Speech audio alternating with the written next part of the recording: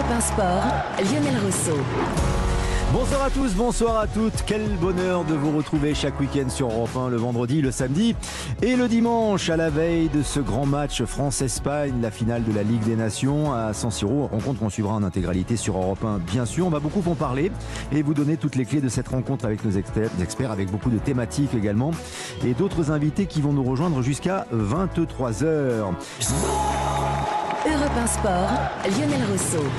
Le foot étranger à présent sur Europe 1, en compagnie de Jimmy Algerino qui nous accompagne jusqu'à 23h pour parler de l'Espagne, de l'Allemagne, de l'Angleterre. On va y revenir et beaucoup d'autres choses encore, le Portugal aussi. Au programme sur Europe 1 avec nos correspondants permanents et nos experts. Alors évidemment le match demain, la finale de la Ligue des Nations dont on a beaucoup parlé entre 20h et 21h15 avec nos autres experts, nos autres invités. L'adversaire, on a envie d'en savoir un petit peu plus. Évidemment, Jimmy Algerino, ça je le sais, vous êtes curieux. Voilà pourquoi nous avons convoqué en direct ce soir Juan José Dorado. Bonsoir Juan José. Buenas noches Lionel, buenas noches Jimmy. On est content de vous retrouver Juan José, avant de vous accueillir demain aussi pour le grand match. On va évoquer cette équipe d'Espagne. Quelles sont les dernières nouvelles? Tiens, justement, les prévisions de compo, l'état d'esprit de la Roja avant de jouer contre les Français. Alors, l'état d'esprit, il est magnifique. C'est une équipe détendue. C'est comme ça que nous l'a présenté Luis Enrique tout à l'heure. Donc, une équipe qui tout de suite a dit le favori, c'est pas nous, c'est les autres, c'est la France. C'est eux la meilleure équipe au monde. Donc, nous, on va essayer de faire face, on va essayer de gagner, on va essayer de surprendre parce qu'en fait, face à la France, il va falloir essayer de faire des choses nouvelles. Ça, c'était le discours de notre ami Luis Enrique tout à l'heure en conférence de presse. Et vous savez que pour faire face à vous, nous avons quand même quelques cartes maîtresses. Alors, il y en a une que vous connaissez certainement. C'est un joueur qui a joué tous les matchs depuis 3 mois avec l'équipe nationale espagnole. C'est un joueur qui connaît très bien la France et qui a à 300% pour l'équipe d'Espagne. C'est Aymeric Laporte. Ouais. Je pense que vous savez avec qui je parle. Oui, bien sûr. Donc, depuis qu'il est espagnol, vous savez qu'il est celui qui joue le plus, puisqu'il n'a jamais été remplacé. Il a joué tous les matchs. Donc, voilà, nous avons cette carte maîtresse du côté de l'Espagne pour essayer de vous surprendre. Mais surtout, je pense qu'on va misser, c'est Luis Enrique qui nous le disait, sur la jeunesse, puisqu'on a des joueurs très jeunes. Vous avez découvert Gabi face à l'Italie. Vous connaissez déjà, bien sûr, Eric Garcia, mais vous avez aussi découvert Jérémy Pinto qui a 19 ans. Donc, des joueurs qui n'ont rien à perdre, qui ont l'insouciance. Et c'est peut-être avec ça qu'on va essayer de surprendre l'équipe de France et de faire face à cette attaque de feu avec Griezmann, Benzema et Mbappé. Parce que, comme il disait Luis Enrique, pour faire face à ça, il va falloir prendre des risques. Et nous, on est prêts à prendre des risques. Elle vous séduit, cette équipe d'Espagne, Jimmy Algerino, cette jeune équipe avec toujours la possession à l'initiative? Jeune, quand on voit le parcours... Il y a de jeunes joueurs. Il y a de jeunes joueurs, oui, bien sûr. Mais quand on voit le parcours au championnat d'Europe et ce match perdu contre l'Italie où vraiment ça se joue à très très peu, c'est vrai que quand on dit que la France est favori, je suis pas... Vous êtes partagé? Ouais, je suis partagé parce que ce qu'a démontré l'Espagne, cette capacité à se renouveler avec ses jeunes joueurs, effectivement, ce n'est pas la même attaque, ce n'est pas les mêmes caractéristiques, mais moi je mettrais plutôt l'Espagne légèrement favorite par rapport à ce merveilleux parcours pendant l'Euro cet été. Ben voilà, Juan José, vous faites passer le message à l'équipe espagnole. Jimmy Algerino pense que les Espagnols sont favoris. On suivra ce match, bien sûr, en intégralité sur Europe 1. Évoquons avec vous aussi, Juan José, dans l'actualité de votre pays, le Ballon d'Or. Ça concerne évidemment beaucoup de nations. Pour beaucoup, c'est Messi, qui reste le favori. Mais il y a aussi du Benzema. Et puis, il y a 3 Espagnols dans ce top 30. Oui, il y a 3 Espagnols quand même parmi les 30. On a Pedri, le jeune Pedri que vous avez découvert pendant l'Euro. Puis il y a Azpilicueta, le défenseur. Et puis Gerard Moreno, l'attaquant de Villarreal.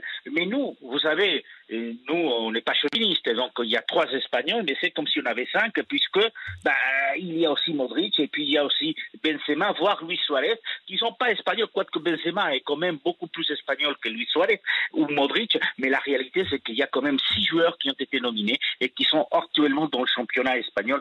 Et je vous fais grâce de ne pas nommer Lionel Messi, qui, comme vous l'avez dit, c'est vraiment le favori pour une partie des Espagnols, quoique les Espagnols aimeraient voir Benzema Ballon d'Or. C'est sa 10e nomination. Et puis, c'est le meilleur buteur de la Liga espagnole aujourd'hui, le meilleur passeur aussi. Et l'année dernière, il avait terminé 2e buteur de la Liga, derrière Messi. Les Espagnols ne voient pas un Espagnol gagner le Ballon d'Or, alors, Juan José? Ça paraît compliqué cette année, avec Azpilicueta, défenseur, Gerard Moreno, qui est un très beau joueur, qui a vraiment été parmi les meilleurs buteurs espagnols de la Liga la saison dernière. Mais bon, derrière Lewandowski, Benzema, Messi et autres Jorginho, ça paraît compliqué qu'un Espagnol gagne. Mais si Benzema gagne, pour nous, c'est un Espagnol qui a gagné. C'est ça, Benzema, alors, je ne vais pas dire qu'il est espagnol, puisqu'il est français avant toute chose, il joue avec l'équipe de France, mais il est vraiment intégré, il est très apprécié par le public espagnol et pas uniquement le public madrilène. Tout à fait, il est très apprécié. C'est vrai que ça fait plus d'une dizaine d'années qu'il est installé là-bas. C'est quelqu'un qui est apprécié par les madridistes, par les supporters, les aficionados. Mais quand vous allez un peu partout en Espagne, cet été, j'ai parcouru tout le nord de l'Espagne, et quand on parlait du Real Madrid, forcément, c'était Benzema, c'était les stars, c'était celui que tout le monde attendait. Et donc, c'est quelqu'un qui est gentil pour les Espagnols, quelqu'un qui est sympathique, et en même temps, quelqu'un qui est discret. Bon, très bien. Et si c'est Mbappé qui remporte le Ballon d'Or, vous serez content aussi en Espagne? Parce qu'Mbappé, vous l'aimez beaucoup. Alors, vous l'avez pas encore, Juan José Dorado. Vous l'avez encore pas, mais c'est vrai que avec ses déclarations, celles de sa mère, mais les siennes également, on est en train de s'interroger, et notamment chez vous, de l'autre côté des Pyrénées, Juan José Dorado, à savoir si il va véritablement, finalement, venir au Real Madrid. C'est vrai, on s'est posé la question en début de semaine. On s'est dit qu'avec les 2 interviews d'Mbappé, en fait, c'était clair qu'il voulait venir du côté des Madrid. Mais c'est vrai que quand il y a eu l'interview de la maman d'Mbappé, là, on a pris ça en pleine face. On s'est dit, peut-être il y a un petit problème là. Peut-être qu'effectivement, définitivement, le PSG va réussir à les convaincre. Mais il y a quand même une chose qui s'est passée ces dernières 48 heures, et ce sont les dernières déclarations de Leonardo attaquant le Real Madrid, comme quoi il devrait être sanctionné parce qu'il s'intéresse à Mbappé. Et là, on s'est dit actuellement du côté de l'Espagne, si Leonardo s'énerve comme ça, c'est peut-être parce qu'il voit pas très clair que notre ami Mbappé va rester du côté du PSG. Donc il y a des sentiments contrariés en début de semaine par rapport à ça, mais c'est vrai qu'on reste quand même assez confiant pour voir Mbappé du côté du Real. Donc à votre question, si Mbappé est Ballon d'Or, ça sera pour nous aussi un Ballon d'Or espagnol. Une petite victoire, voilà. Il a envie de le voir arriver, notamment au Real Madrid. Quel serait le meilleur choix au moment où l'on parle? Parce qu'il y a eu beaucoup de tergiversations, Jimmy Algerino, autour de l'avenir d'Mbappé. Il l'a dit, il voulait partir. Déjà, il voulait rejoindre le Real Madrid. Là maintenant, la tendance, et on continue à discuter avec une prolongation avec le club du Paris Saint-Germain. Selon vous, ce serait quoi la meilleure solution pour lui? Pour moi, ça serait de rester au Paris Saint-Germain, pas parce que je suis français. Parce que moi, par rapport à Juan, ce qui m'intéresse, c'est de savoir quel est le projet du Real Madrid dans l'avenir. Parce que c'est vrai que on parle beaucoup de Mbappé au Real de Madrid. Effectivement, il y a Benzema, mais il va y avoir encore une année pour Benzema. Mais quel est le projet en fait du Real pour construire autour d'Mbappé? Oui, vous savez ça, Juan José, qu'est-ce qu'ils auraient envie de faire? Parce que c'est bien beau de prendre Mbappé, mais si autour, il n'y a pas une équipe correcte. On essaye de construire une équipe correcte. C'est vrai que les hommes qui vont leader de ces projets, entre autres, ça pourrait être Mbappé, c'est Vinicius.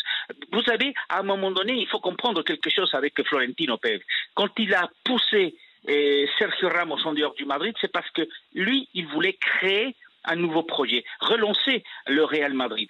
Et petit à petit, il réussit. Aujourd'hui, comme je vous le disais tout à l'heure, Benzema est le meilleur buteur du championnat. Le Real est tout en haut avec l'Atlético de Madrid du championnat espagnol.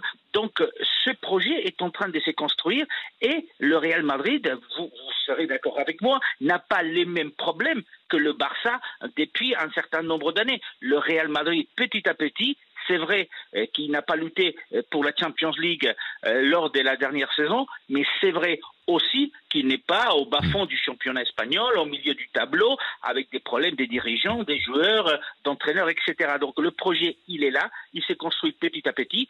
Ancelotti est venu aussi pour ça. Donc, il faut tout simplement les laisser travailler et je ne pense pas qu'Mbappé, s'il venait à Madrid, serait déçu. Jimmy Algerino? Oui, Juan, je voulais te poser une question par rapport à Pedri. Est-ce que c'est vrai que Pedri aurait pu aller au Real de Madrid avant Barcelone par rapport à un stage qu'il aurait fait sous la neige et qu'il aurait raté, et ce qui a fait qu'après, il n'a pas intégré le Real de Madrid et il s'est retrouvé à Barcelone? Et c'est vrai qu'on a beaucoup parlé dernièrement de cette histoire de Pedri, mais l'histoire aujourd'hui, c'est vrai que le Real Madrid a laissé passer quand même des opportunités énormes, que ça soit récemment, que ça soit par le passé. Le fait est que Pedri est aujourd'hui un des joueurs vedettes qui est du côté de Barcelone, qui est en train de renouveler son contrat dans les prochains jours. On annonce que la prochaine semaine, la rénovation de son contrat va être annoncée. Donc Pedri, effectivement, aurait pu être, ça aurait été souhaitable, si vous voulez, un joueur du Real Madrid, mais la réalité, c'est qu'aujourd'hui, il est un joueur de Barcelone qui va renouveler son contrat avec Barcelone et qui est un joueur indispensable pour l'équipe d'Espagne pour les années à venir. Mais Juan, moi, on m'a expliqué qu'apparemment, il est allé faire un essai au Real de Madrid et ce jour-là, il a neigé. Il avait neigé et comme lui, il arrive des Canaries, en fait, il a complètement raté entre guillemets, son stage. Et le Real de Madrid ne le prend pas. Et après, derrière, 2 ans ou 3 ans après, en fait, il se retrouve au Barça. Ouais. Alors, c'est un joueur majeur du Barça, mais dans un club aussi, Juan José Dorado, le Barça, s'il en est, qui est en difficulté, qui est endetté, et on est au cœur aussi des renégociations de contrats. Tout est très compliqué au Barça en ce moment. Tout est très compliqué. Donc il y a la rénovation de Pedri, il y a celle d'Ansu Fati aussi, qui n'est pas encore bouclée. Il y a celle de Gabi que nous avons découvert donc lors du match face à l'Italie, qui a 17 ans, dont le contrat se termine en 2023, avec quand même une clause d'indemnité de 50 millions d'euros s'il souhaitait partir, et le contrat est en train d'être renégocié actuellement. Mais il y a à part ça qui pourrait se terminer de façon satisfaisante pour le Barça, il y a le problème Koeman. Le président vient encore de dire qu'il a confiance en Koeman et qu'il le laisse continuer à travailler, mais dans la même phrase il rajoute: je parle tous les jours pratiquement avec Xavi. Donc vous voyez, c'est assez compliqué sur la partie sportive. Et puis on a appris les chiffres de l'audit qui a été fait par la nouvelle équipe dirigeante, et donc le Barça doit quand même pratiquement 1,5 milliard donc aujourd'hui, et comme disait le trésorier de cette équipe de Barcelone, si on était une société anonyme au lieu d'être une association, puisque vous savez c'est une association, si on était une société anonyme, on serait en banqueroute et le club aurait été dissous depuis le mois d'avril. Juste une dernière relance avec Jimmy Algerino avant de vous saluer, Juan José. Et par rapport au rôle de coach, est-ce que Xavi est vraiment le probable entraîneur du FC Barcelone dans l'avenir? On ne parle que de lui. Vous savez que Xavi n'était pas le coach principal qu'aurait souhaité Laporta quand il a remporté les élections. Mais une chose est sûre, c'est que Laporta, il ne voulait pas Koeman. Il a Koeman parce qu'il ne peut pas faire autrement, parce qu'on ne peut pas le virer, parce que si on le vire, ça va coûter beaucoup d'argent. Et le Barça n'en a pas tellement, avec 1,5 milliard des dettes. Donc, faire venir Xavi, c'est quand même misser sur un joueur qui est une star du côté de Barcelone. C'est misser, comme ils ont fait il y a quelques années, sur Guardiola. Vous savez, Guardiola, ils l'ont fait monter de la 2e division en première division. On lui a donné le Barça, et vous savez ce qu'il a fait du Barça. Donc, On pense du côté de Barcelone, Laporta pense que Xavi pourrait être cet entraîneur qui à nouveau va réussir à fédérer tous les supporters autour d'un nouveau projet. Merci pour toutes ces précisions, Juan José Dorado. On aura plaisir à vous accueillir demain pour la grande finale de la Ligue des Nations entre la France et l'Espagne. Passez une bonne soirée et une bonne nuit à demain. Salut Juan José.